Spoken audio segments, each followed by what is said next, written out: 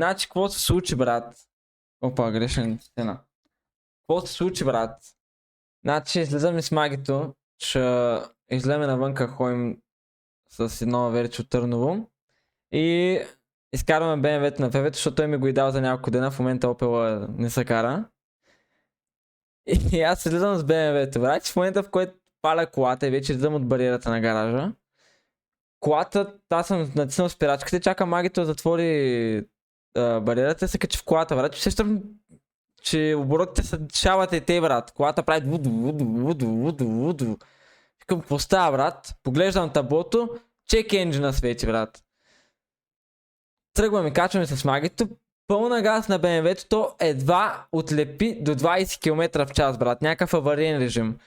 При което звъня на Фефето, нали? Викам му те, Фефе, колата нещо, който вика, да, този проблем го знам, брат, извади датчика и го служи. Брат, този датчик е наврямв на майка си, преде в БМВ-то, брат. Да седиш и да се чуеш какво да направиш с тази кола, разбираш ли? Изкарах датчика, вкара го, няма никакво правия. Излявахме си, нали? Той Фефето дойде, зена, отидохме си навън.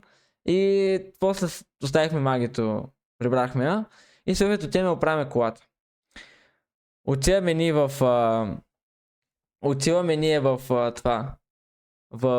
пред БМВ-то, вадим датчика, аз съм го бил вадил по грешен начин, защото той има една букса, която влезе в датчика на съединителя за едното и да му даде ток и да се чете от компютъра, другото и вече място, на което си седи датчика, да може да отделя, да изчислява на коя позиция, в смисъл колко се натиснал педала един вид.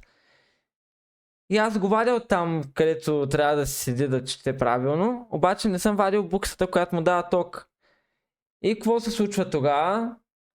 Никакво правия. Решаваме, че вадим буксата. Тази букса не може да извадим с пръсти, защото е разядена от миналите пъти, в които Фефето се е опитвал да си оправя колата. И отиваме до студентски, до общака да вземем клещи. Взехме клещи, пътувахме. Връщаме се пак при колата.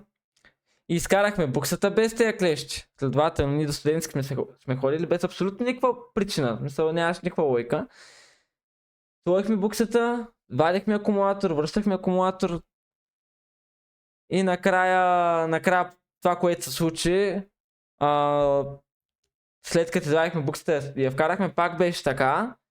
Изкарах я от мястото, където седи, я вкарах отново и се оправи тогава и вече беше всичко окей. И сега има BMW, което работи. Ама иначе аз ви казвам, аз настъпвам педала долу.